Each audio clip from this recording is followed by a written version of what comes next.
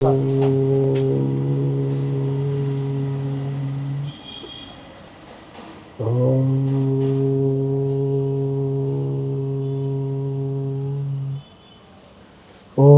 యుక్తాహార విహారాయ వివిక్తస్థలవాసినే అలయాళయతీంద్రాయ బ్రహ్మనిష్టాయ తే నమః. ఓం సహనావతు సహనౌ భునక్తు సహ వీర్యం కరవావహై తేజస్వినావధీతమస్తు మా విద్విషావహై. ఓం శాంతి శాంతి శాంతి. ఓం శ్రీ గురుభ్యో నమః. శ్రీ పరమాత్మనే నమః. శ్రీమాత్రే నమః. పవిత్రాత్మస్వరూపులైన ప్రియాత్మ బంధువులారా, తీర్థయాత్ర ఛానల్ ప్రేక్షకులందరికీ భగవంతుని యొక్క దివ్య ఆశీస్సులు, సకల మహర్షుల యొక్క దయాకృప సర్వదా వర్షించుగాక.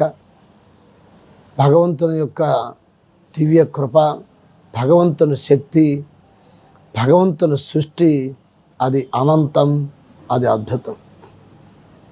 ఎంతోమంది, కొన్ని కోట్ల మంది ఈ భూమి మీద జన్మించారు, కోట్ల మంది భూమి మీద మరణించారు.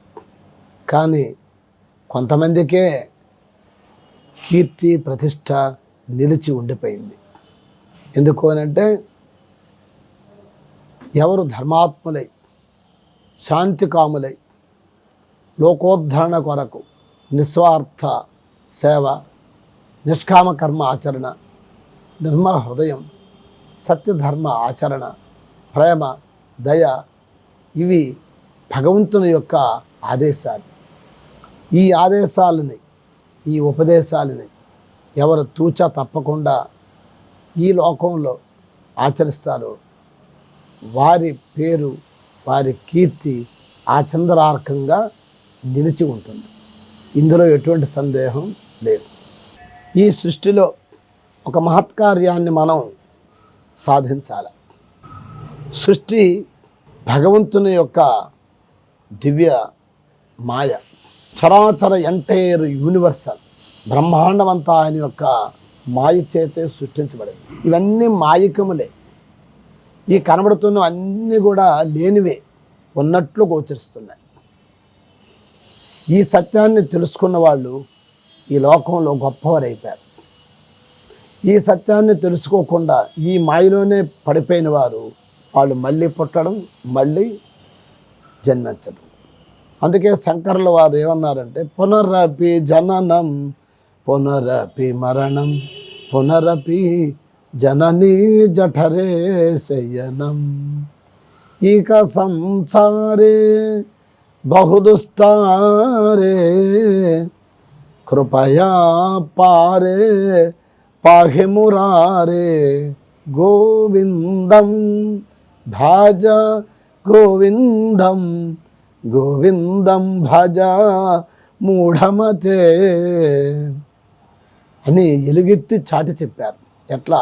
ఓ మందమతే, ఓ మూఢబుద్ధి గలవాడా, పునరపి జననం పునరపి మరణం, మళ్ళీ పుట్టడం, మళ్ళీ జన్మించడం. పునరపి జననీ జఠరే శయనం, మళ్ళీ గర్భంలో ప్రవేశించడం, మళ్ళీ గర్భం నుండి బయటికి రావడం. చూసారా?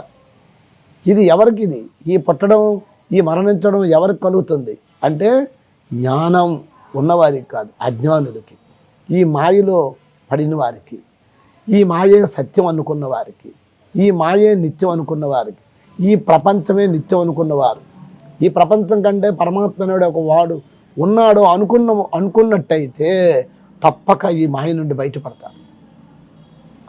దీంట్లో ఎటువంటి సందేహం లేదు. It is real. ఇది పరమసత్యం అన్నమాట. ఎందుకు అనంటే సమస్త మహర్షులు, ఋషులు, గొప్పవాళ్ళు చెప్పినటువంటి వాక్యం ఇది. ఇది ఉపనిషత్తులు చెప్పిన వాక్యం. ఇది భగవద్గీతాది గ్రంథాలు మొదలైన సద్గ్రంథాలు చెప్పిన వాక్యం. ఇది మహాత్ములు ఘోషించినటువంటిది. ఎందుకనంటే ఈ మాయ అనేది సామాన్యం కాదు. మనిషిని ఒక మాధవుడుగా మార్చేది ఈ మాయే. మనిషిని ఎందుకు ఏమి పనికి రాకుండా చేసేదే ఈ మాయే. కానీ ఆ మాయని నీ స్వాధీనంలో ఉంచుకోవాలి. ఎవరు స్వాధీనంలో ఉన్నది మాయ? భగవంతుని స్వాధీనంలో ఉంది. అందుకు ఎవడు భగవంతుని ఆశ్రయిస్తాడో, ఎవడు భగవంతుణ్ణి సేవిస్తాడో వాడికే ఈ మాయ సులభంగా దాటగలదు. చూడండి, కొంతమంది ధనవంతులు పెద్ద పెద్ద డాగ్స్, కుక్కల్ని ఇంటి ముందు పెట్టుకుంటారు. వాళ్ళకి భయం లేకుండా ఉండాలని ఆ కుక్కల్ని ఉంచుకుంటారు. తెలుసా మీకు? ఆ కుక్క ఎవ్వరికి వినదు, ఆ యజమానికి తప్ప. ఎవ్వరు వచ్చినా సరే విపరీతంగా దాని యొక్క శబ్దంతో లేదా దాని హూంకారంతోనే మనిషి మీద గర్జించే శవం వలె ఎగురుతుంది. కానీ యజమాని రాగానే ఒక పిల్లి వలె అయిపోతుంది. చూడండి, అంత కుక్క. అది ఎవరి స్వాధీనంలో ఉన్నది? అది యజమాని యొక్క స్వాధీనంలో ఉంది. అట్లాగే ఈ మాయ భగవంతుని చేతిలో ఉంది. భగవంతుని చేతిలో ఇది ఏమీ పనిచేయదు. అట్లాగే భగవంతుని ఎవరు ఆశ్రయిస్తారు వారిని ఏమీ చేయలేదు. అట్టివారే భక్తులు. ఈ లోకంలో చూడండి, భక్తులు అనేవారు ఎట్లా ఉన్నారు? వారి పక్కకు మాయి పాలే. ఒక భక్త తుకారాం, ఒక మీరాబాయి, ఒక జనాభాయ్, ఒక అన్నమయ్య, ఒక త్యాగరాజు, ఒక రామదాసు, ఒక రామకృష్ణ పరమహంస, వాళ్ళు మహర్షులు. వారి పక్క కూడా మాయి తొంగి చూడలే అసలు. ఒక రమణ మహర్షి, ఒక సద్గురు మహర్షి, మలయాళ దేవుడు, అట్లాగే నారాయణ గురుదేవుడు, గొప్ప గొప్ప మహాత్ములు, మహానుభావులు పక్క ఈ మాయ అటు కన్నెత్తి కూడా చూడలేదు. అంటే వారు మాయాధీశుడైనటువంటి భగవంతుని ఆశ్రయించాలి.